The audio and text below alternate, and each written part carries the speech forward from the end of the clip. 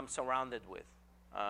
Because back in the day, when I didn't have any accountable to anyone, especially to Christ, when I first came, in the faith, that I did what I wanted to do, and I did what was pleasing in my sight.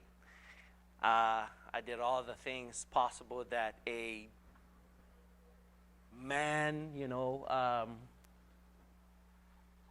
to be a cool man, I guess, to do all those things. And now that I met and found the truth, it gave me more of a open eyes in things. Marriage is not easy, as you all are tasting. Um, it's fun. If you really think about it, a man and a woman going together forever and ever, it's quite scary. But yet, that's how God designed it, and that's how it was from the beginning, where Adam and Eve were created. Eve, Adam needed Eve, so um, that's how male husband and wife were started. Do they really come here? They don't. This is the first time. Oh my goodness. Well, we just finished. As a matter of fact, we're closing in prayer. So, you guys are scaring me. All right, just bear with me. We're gonna have fun. Like I said, say that again. Oh, we have I'm the most experienced person in the house today. Let me see here. All right.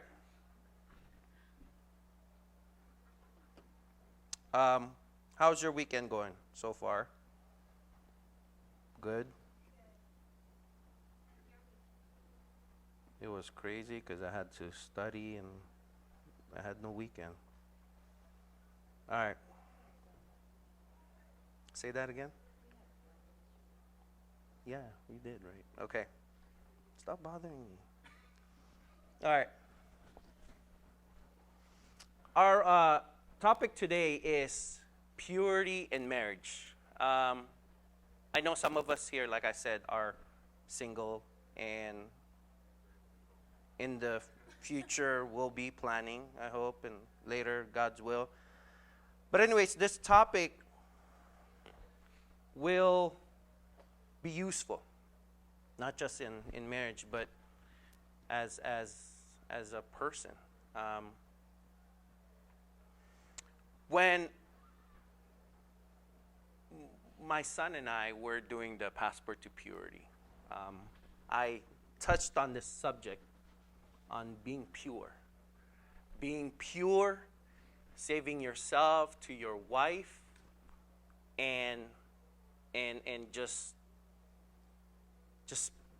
keeping yourself away from lust and just things out there that will trip you in doing in doing those things that are not good.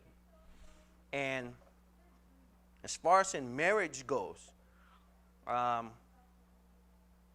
purity is very important to God. As a matter of fact, it was already emphasized from the beginning of time up until our time. And God constantly reminds us how his people ought to be pure. Many also are deceived that impurity only happens outside of marriage, and thinking that if you are married, that you can escape from not being tempted, because now you could do all these marriage things and all that stuff. Um, but the fact that the matter is, um, sin will always be there. You know, temptations and everything will be there. And that's why our lesson today is very important. And let's all turn to let's see here. Second Samuel. Second Samuel 11. Second Samuel 11. The story, a lot of us know, is David and Bathsheba. When I was reading this, I've heard this story in the past. I've heard this story many times. But when I really read it, now we're talking about David here. Okay. And just what he had done was really, really messed up. Not just with human and people itself, but just like with God, right? So we will start from verse 2 to and we'll just keep going. It's pretty long.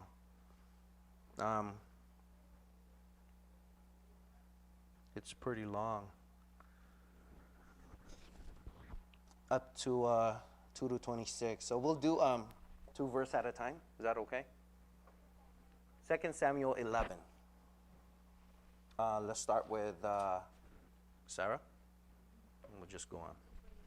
2 to yeah, two verse, and we'll just go around. But starting at 2? Yeah. Late one afternoon, after his midday rest, David got out of bed and was walking on the roof of the palace. As he looked out over the city, he noticed a woman of unusual beauty taking a bath.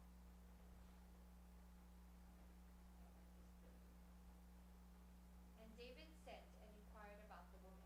And one said, "Is not this Bathsheba, the daughter of Eliam, the wife of Uriah the Hittite?" David sent messengers and took her. And when she came to him, he lay with her. And when she had purified herself from her uncleanness, she returned to her house. The woman conceived. The woman conceived, and she sent and told David, and said, "I am pregnant." So David sent word to Joab, "Send me Uriah the Hittite." And Joab sent Uriah to David. Uriah came to him. David asked how Joab was doing and how the people were doing and how the war was going.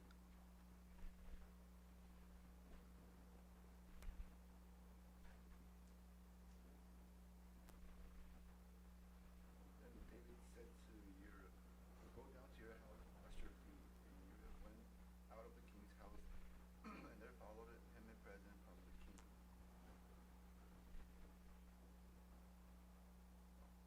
But Uriah slept at the door of the king's house with all the servants of his lord, and did not go down to his house. When they told David, Uriah did not go down to his house. David said to Uriah, "Have you not come from a journey? Why did you not go down to your house?" Uriah said to David, "The ark and Israel of Judea dwell in Booths, and my lord Joab and the servants of my lord are camping in the open field. Shall I then go to my house to eat and drink and to lie with my wife? As you live and as your soul lives, I will not do this." Then David said to Uriah, "Remain here today also, and tomorrow I will send you back." So Uriah remained in Jerusalem that day and the next.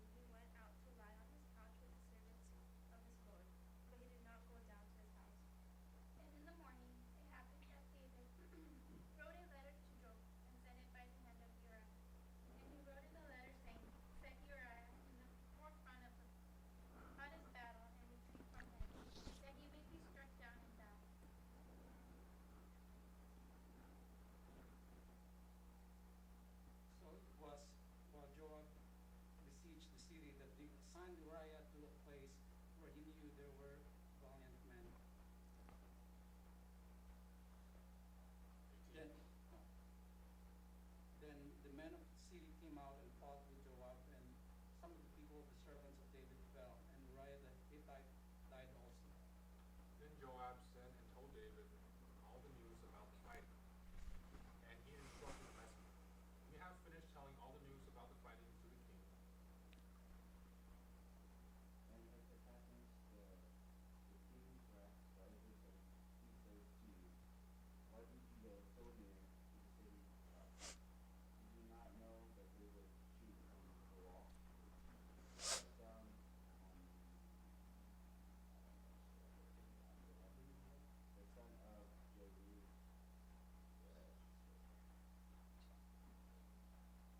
Did not a woman throw an upper milestone on him in the wall so that he died at the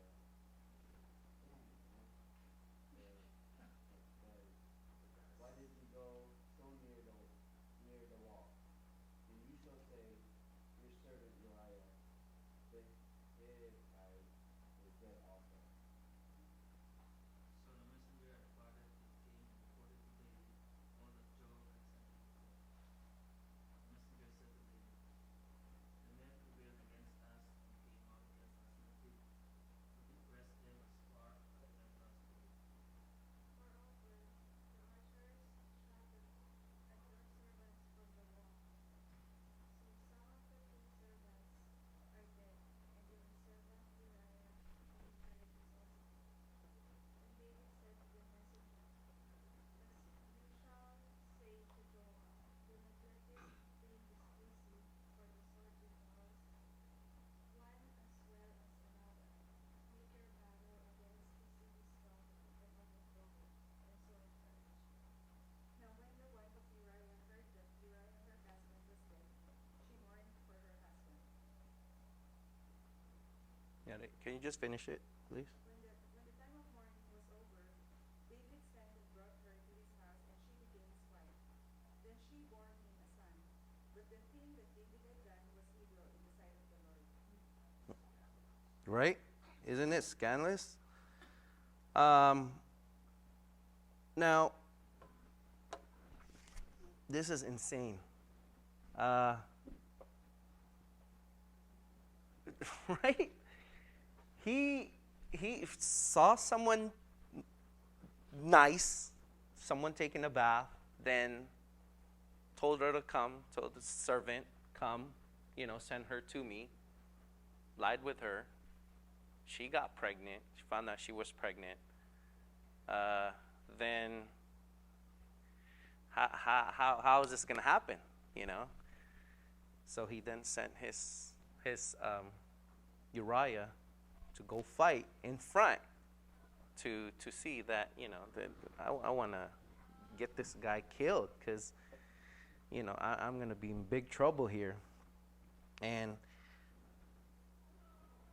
after, sin after sin after sin, he's just covering it up and covering it up. And up to the end where, it's just really bad, Now, the purity, the aspect of the purity here in this verse, first, he had a purity in his thought.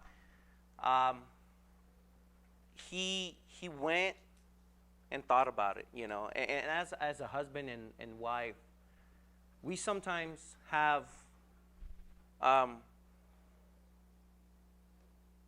we have to guard our thoughts and in our minds because there's things out there that could just make us fall like David. And then number two, I'm just gonna fly here, okay, guys? Just bear with me. And number two is the behavior of his purity that, that no one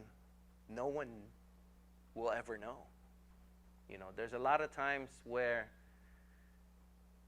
we can fall into temptation thinking that, what, my wife or anyone out there won't know what I'm doing. But guess what? God knows, right? And then lastly,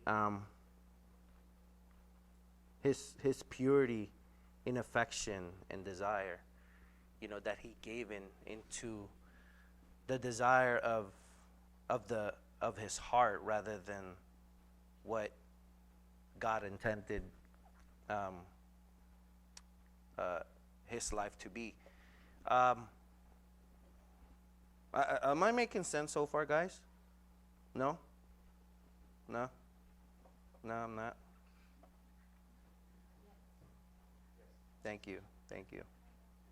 No?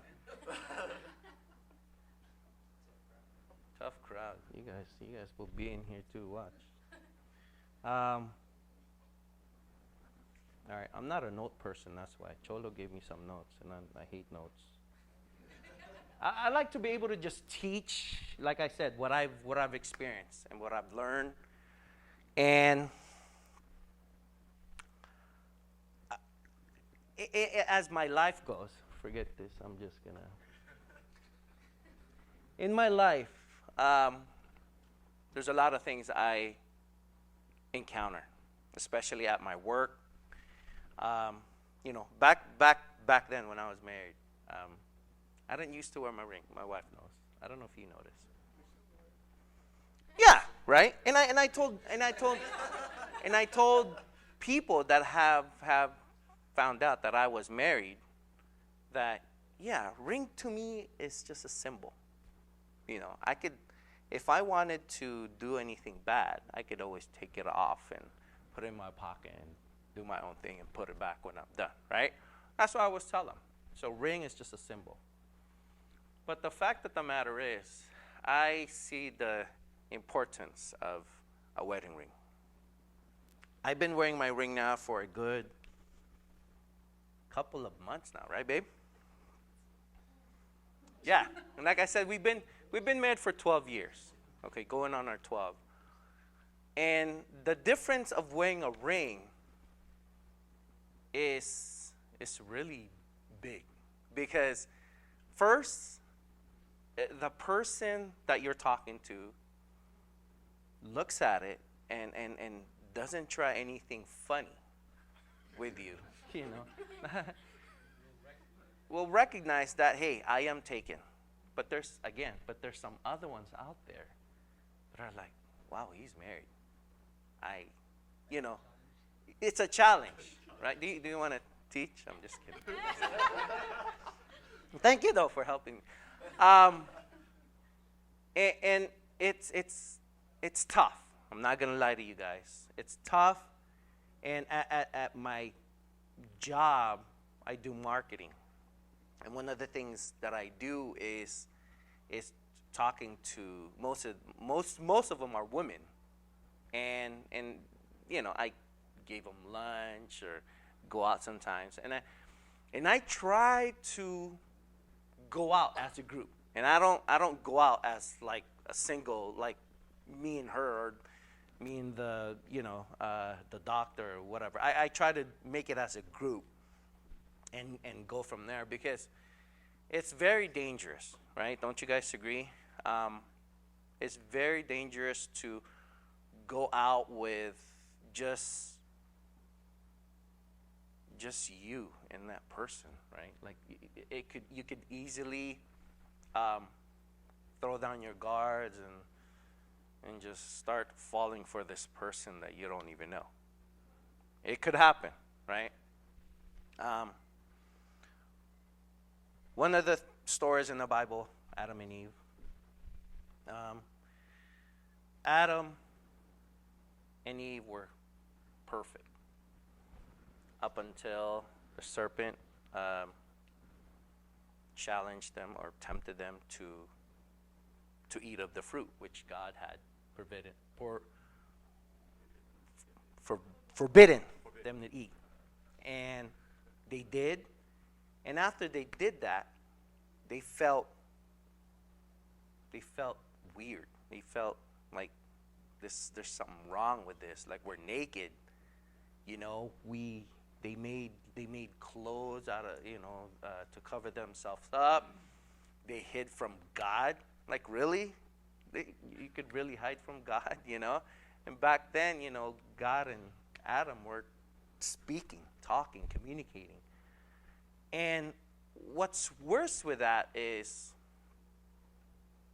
they just committed the number one sin, the first sin. And when God asked them why, Adam blamed God for giving him Eve. Like, it was your fault, you know. You made Eve, and now Eve gave me the fruit. I was, good on my own here. But you know how you see the pattern that we could go when we sin? We just keep putting stuff under the rug, blaming. We can't take responsibility on our own. Thus, we're going to be like really guilty, and just not right. Another thing too is to watch out for. Let me see here.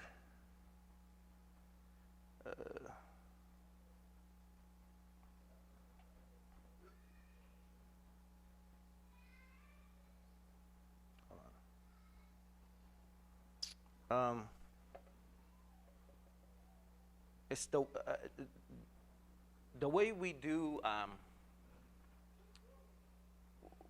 the way we protect ourselves, all right, is we also have to watch what we say. Watch what we say with the opposite sex, the way you look at them, the way you touch them, the way you the simple, like giving hugs, Back in the day, especially with,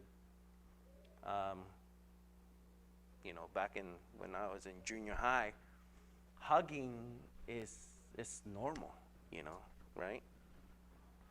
But then I didn't know that hugging could, I'm not saying hugging is wrong, but there's some things when you're married, you should hug in a different way.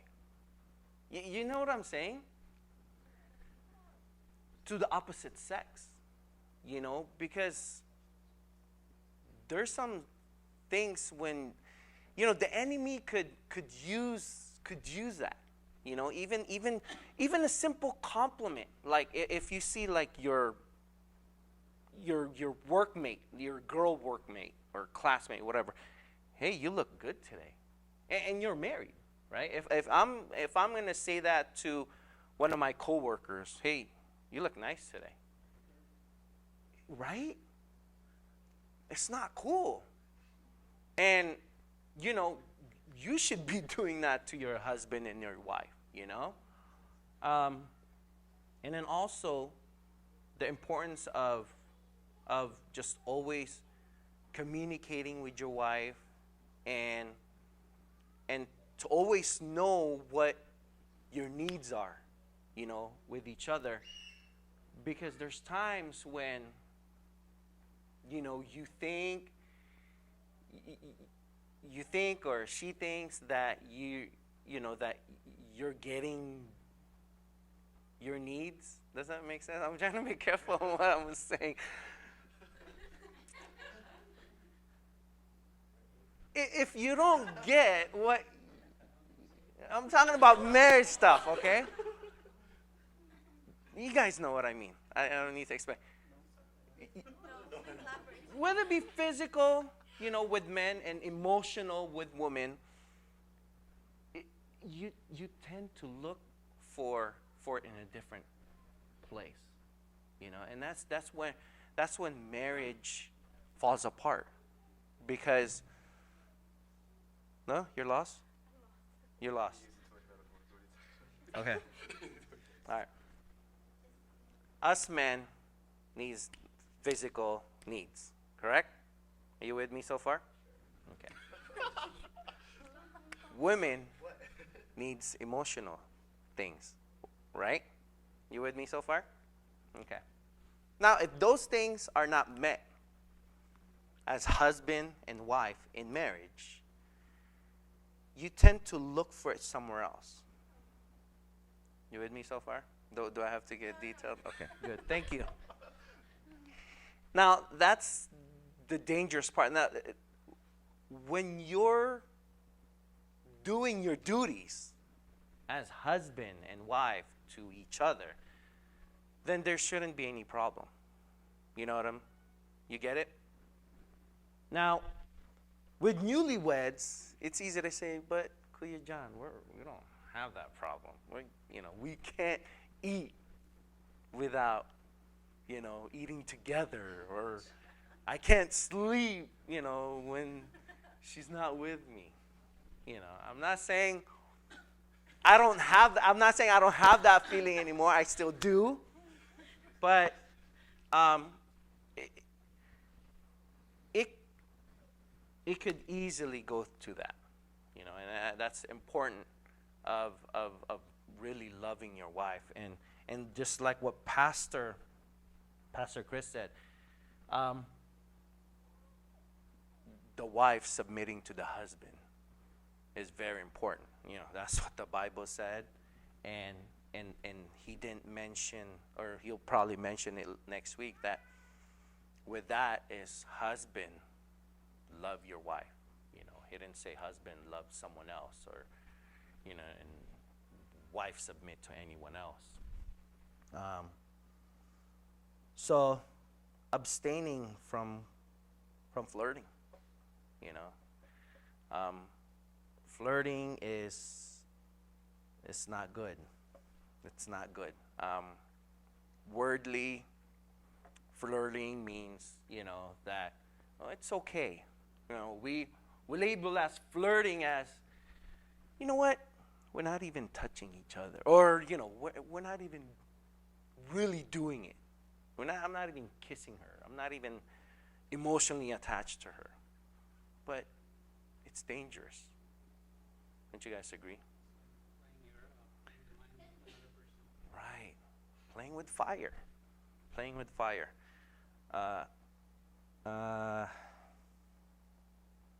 Man, I flew by.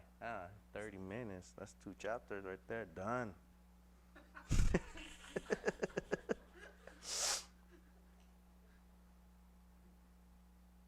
Guys, if you guys have anything, please come to me. If you guys didn't understand, I will be gladly to clear stuff up. Being pure and having the purity in marriage is very important. And as far as single guys, single girls, talking to my son is also important. Being pure, saving yourself for your husband and for your future wife. So that's pretty much it. Any additions? I don't know if you guys could add or subtract. I told you I didn't want to record myself. Is that it, babe? Chola's going to recap next week. That's for sure. That's for sure. He gave me this thing. I think he did this on purpose. No? I read it, but I like I said, all I can tell you guys is through my experience, I pretty much said everything. I think. Right? Right? Yes? No? You guys better say yes. Okay. Any questions? We'll go from there, I guess. Any questions about marriage? Why do you say that 7 years is the It's just a joke. 7 years or whatever, doing your first couple of years of marriage is tough. Why? It's because you're finding out more things that you've never found out when you guys were boyfriends and girlfriends. Imagine now you're married, you're with this person 24 hours a day, 7 days a week. Maybe not because you're working, but you guys know what I mean. and you're gonna learn stuff that you've never learned, much deeper, than when you guys were boyfriends and girlfriends. Simple fact,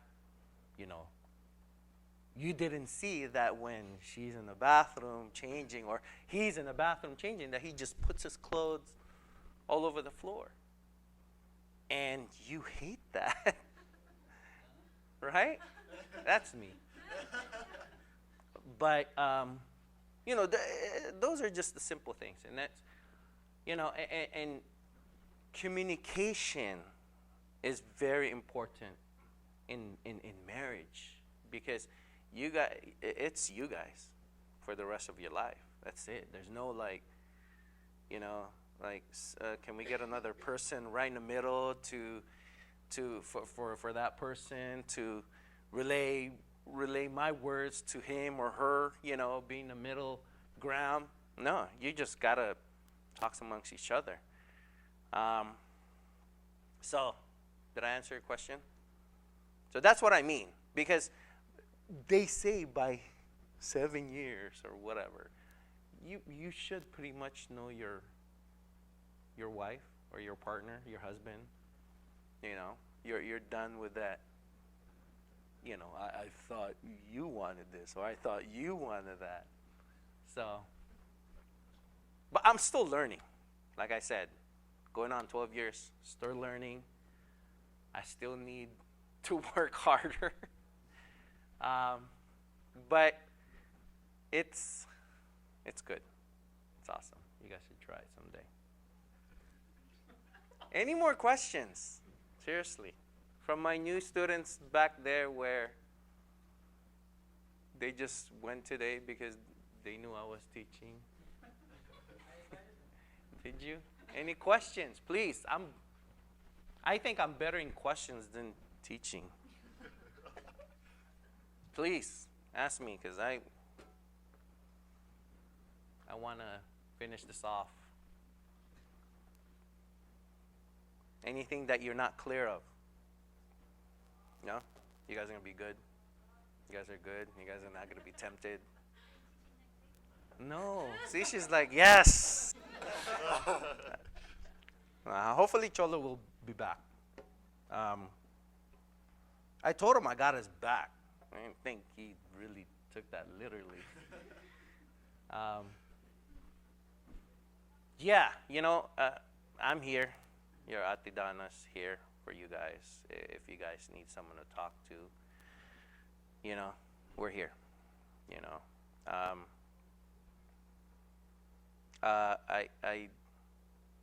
Let's just say I've been there, done that type of deal, where I think I kind of know what not to do and what to do.